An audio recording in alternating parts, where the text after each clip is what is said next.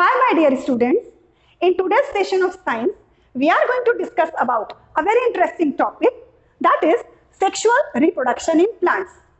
This particular topic is a part of syllabus of standard 10 in almost all the educational boards as well as in CBSE. Before proceeding, let us see what actually is the meaning of reproduction. Reproduction, this particular word consists of two words. One is re, another is production. Re means again. Re means again. Production means formation. It means this word indicates that reproduction is a process by which new organisms of the same species are formed from the earlier existing one. Reproduction is a very vital life process. It is a very important process because of which new generations are formed. Now, what is the significance of reproduction? If there would not be any type of reproduction on the earth, what would actually happen? Significance of reproduction is, first, it is necessary for the formation of new generation, that is continuation of generation. Second, it is necessary for the evolution of a species. Third, it is necessary for the survival of organism. And the fourth one is, it is necessary to prevent the extinction of organism. What is the meaning of extinction? विलुप्तता. जानवर, animals या human being खत्म नहीं होने चाहिए. Generation after generation should be formed. Therefore, reproduction is necessary. Now, moving towards what are the types of reproduction. There are basically two types of reproduction. One is asexual mode of reproduction, another is sexual mode of reproduction. In asexual mode of reproduction, only single parent is required, whereas in sexual mode of reproduction, male and female, both parents are needed. Types of asexual reproduction are, first, fission. Fission consists of two types. One is binary fission, another is multiple fission, then budding, then fragmentation, then regeneration, then spore formation, and last is vegetative propagation. These are the different types of asexual mode of reproduction. Before starting sexual mode of reproduction in a plant, let us consider a typical plant or a tree. ठीक है जी? A typical plant consists of so many different parts. Which are they? Roots, stem, leaves, branches, buds, flowers, and fruits. Out of these parts, roots, stem, leaves, buds, these are called as vegetative parts of a plant. Now, let us see which organ of a plant take part in sexual reproduction. Students, dear students, it is a flower. It is a flower that takes part in sexual mode of reproduction in plants. ठीक है? Flower is an organ of sexual reproduction in plant. What is a flower? Flower actually is a modified shoot. Shoot means stem. ठीक है जी? Now, we will see what are the parts of a typical flower. A flower consists of basically four parts. Which are they? Let us see. Sepals, then petals, then stamen, and then carpel. Carpel is also called as pistil. Carpel is also called as pistil. Group of sepals is called as calyx. Group of petals is called as corolla. Group of stamen is called as androecium, and group of carpel or pistil is called as gynoecium. Sepals and petals, they are called as non-essential parts of a flower, whereas stamen and carpel are called essential parts of a flower. Why these organs are called as essential parts of a flower? Because stamen and carpel, they are the parts of a flower which take part in sexual reproduction. These are the sexual organ of a flower. Now coming towards the functions of each part of a flower. The function of sepal is, it is green in color. It gives protection to all the inner parts of a flower. It gives protection to petals, stamen and carpel. What is the function of petals? Petals are of different colors. Pankhuriya in Hindi, it is called as pankhuri. It may be pankhuri or petals, they may be red in color, pink, white, yellow, purple, black. There are so many varieties of colors of petals are there in our surrounding. What is the function of petal? Basically, there are two functions of petal. Petals, because of their attractive colors, they attract insects to suck the nectar. And second function of petal is they help in the process of pollination. They help in the process of pollination that we will study further. What is the function of stamen and carpel? Stamen is the male reproductive part of a flower. Listen very carefully. Stamen is the male reproductive part. It is the male reproductive part denoted by this sign, and carpel is the female reproductive part, and this is denoted by this. These are the parts, stamen and carpel. These are the parts that basically take part in the sexual reproduction, and they form the sex organs or reproductive organs. They form male and female gamete. Male gamete is formed by stamen and female gamete is formed by carpel or pistil or gynoecium. Now, depending upon whether stamen and carpel are present in the same flower or not, a flower is considered as unisexual or bisexual. What is the meaning of uni? Uni means one, bi means two. If both the sex organs, that is stamen and carpel, are present in the same flower, I will give you a live example. If both the sex organs, that is stamen and carpel, are present in the same flower, the flower is said to be bisexual. Bi means two. Both the sex organs are present in the same flower. The flower is said to be bisexual. And if the flower has only stamen or only carpel, the flower is said to be unisexual. If a flower has only stamen, it is called as male flower. And if a flower has only carpel, it is called as female flower. Examples of unisexual flower are papaya, corn, cucumber, etc. Example of bisexual flower that I have with me: hibiscus, then pea plant and mustard plants. There are so many different flowers are there. These are the examples of unisexual and bisexual flower. Right now, I have hibiscus flower with me. Hibiscus flower, commonly in Hindi it is called as gudhal. It is also called as China rose flower. This is the thalamus. This is the pedicel. This green part of the flower. It is clearly visible, I think. This is called as sepals. These are the petals.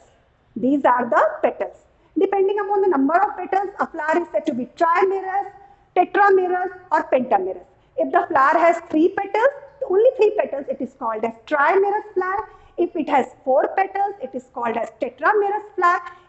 This hibiscus flower has 5 petals, 1, 2, 3, 4, 5. You can count it. This flower is called as pentamerous.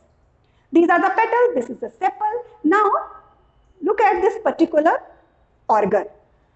This elongated organ is called as gynoecium. Later on, we will study further by LS. I will draw LS of longitudinal section of a flower, and then we will understand what are the functions of different parts of a flower. And this is the androecium or stamen. This yellow part is called as androecium or stamen. This is all about the parts of a flower. So many questions are asked on the basis of this much of portion. So many questions are asked in the examination. Define reproduction.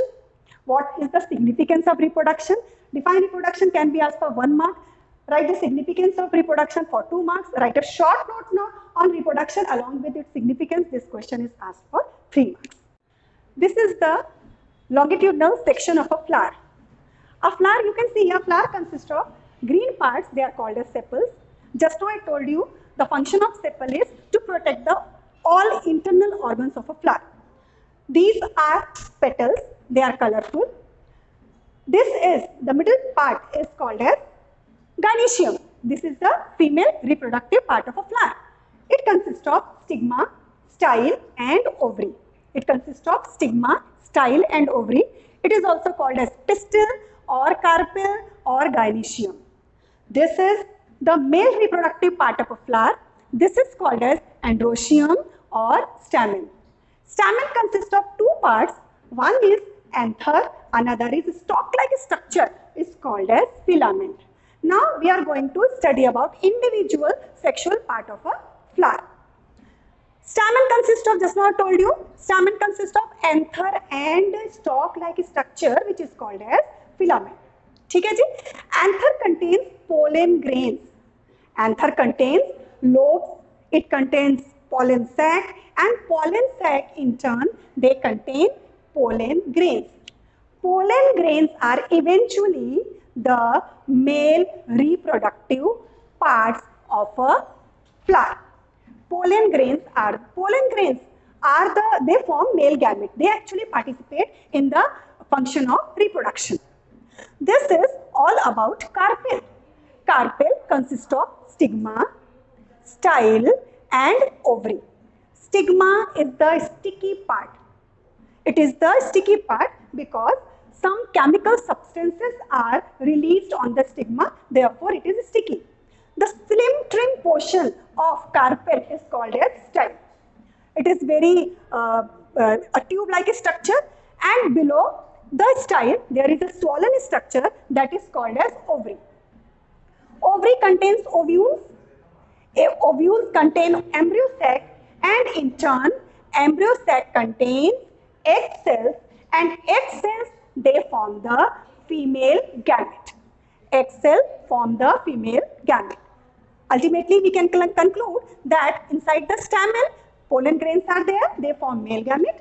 Inside the carpel egg cells are present and they form the female gamete. Now we will proceed further. How does the process of fertilization take place? Before discussing fertilization, let us understand what actually is pollination. The pollen grains which are formed in the stamen, they get transferred towards the stigma. In other words, we can say the transfer of pollen grains from anther to stigma is called as pollination. Transfer of pollen grains from anther to stigma is called as pollination. ठीक है जी? There are basically two types of pollination. Two types of pollination are there. One is self-pollination, another is cross-pollination. If the process of pollination takes place within the same flower, or if the process of pollination takes place between the flower of the same plant, then this type of pollination is called as self-pollination. Or very simply we can say that self-pollination requires only one plant. What about cross-pollination? These are the two types of pollination, self-pollination and cross-pollination. What is cross-pollination? If the process of pollination takes place between two flowers of different plants, but conditions apply, the species must be the same. Both the species of different plants must be the same, then only the process of pollination will take place. What I have said earlier, in cross-pollination, if the transfer of pollen grains takes place from one flower to another flower of two different plants, this is called as cross-pollination.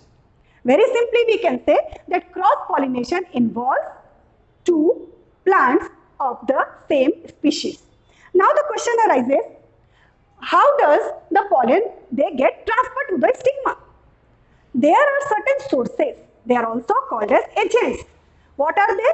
The agents of pollination are water, air, insects or animals. These are the sources, or in other words we can say these are the agents of pollination. From this, so many questions can be asked in the examination, board examination. Different questions can be asked. Define pollination. What are the types of pollination? Write a short note on pollination. What is the basic difference between self-pollination and cross-pollination? Now, we will proceed further towards fertilization. What actually happens in the process of fertilization? During the process of fertilization, pollen grains, they stick on the stigma. They land on the stigma. Stigma is a very sticky substance. It is a very sticky part of a flower, or it is a very sticky part of carpel. The pollen grains, they land on the stigma. Now, there is formation of a pollen tube. I have not written it. This is a pollen tube. There is formation of a pollen tube. The pollen tube consists of two gametes because pollen is associated with anther and anther is the male part of a flower. Therefore, we will call it male gametes. Not gametes, male gametes. These are the two male gametes which a pollen tube holds. This pollen tube moves towards the style. This is the style. This is the style. This portion is called as a style. The pollen tube moves towards the style and ultimately, eventually, it reaches the ovary. Inside the ovary, there is presence of ovule. Pollen tube ruptures and both the male gametes are released inside the ovule. Two male gametes are there. One of the male gamete, two male gametes are there. One of the male gamete fuses with egg cell. One of the male gamete fuses with egg cell and it forms a zygote. Another male gamete fuses के लिए I have used this particular sign, plus sign. This sign indicates the process of fusion or fertilization. Second male gamete fuses or fertilizes the secondary nucleus and it forms the endosperm. ठीक है जी? Because here we see that the process of fusion or fertilization takes place twice. Two times the process of fusion is being taken place. Therefore, such type of fertilization is called as double fertilization. Once again, I am repeating. One of the male gamete fuses with the egg cell and it forms a zygote. Another male gamete fuses with the secondary nucleus. This is the secondary nucleus. Secondary nucleus is also called as polar nucleus. This is the egg cell. Another male gamete fuses with the egg cell. It forms zygote. One of the male gamete fuses with the secondary nucleus. It forms the endosperm. Further, there is repetitive division, multiple division in zygote. There is multiple division in zygote and zygote forms the embryo. And finally, embryo forms the seed. Seed develops a seed coat around it. Then what is the function of endosperm? What is the utility of the formation of endosperm? How this zygote is getting the nutrition, which is the source of nutrition to the growing zygote. This endosperm supplies nutrition, nourishment to the growing zygote. Ultimately, we can say that ovules form the seed and ovary forms the fruit. And eventually, there is formation, the seed so formed has the future plant. When we sow the seed in the soil, under favorable conditions means when it gets proper nourishment, proper quality of soil, water, air, atmospheric conditions are when favorable, the seed germinates and it forms two parts.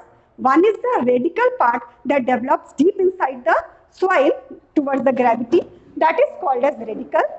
In simple word, it is called as root. And other part that grows above the soil, it is called as plumule or it is called as stem. This is all about sexual reproduction in plants. So, here we come to an end of this session. Hope you all understand the topic very well. Students, if you have any query, if you have any question to ask, just drop your question in the comment section. I will try my level best to answer each and every question of yours. We will meet in the very next session. Till then, goodbye. Have a nice day.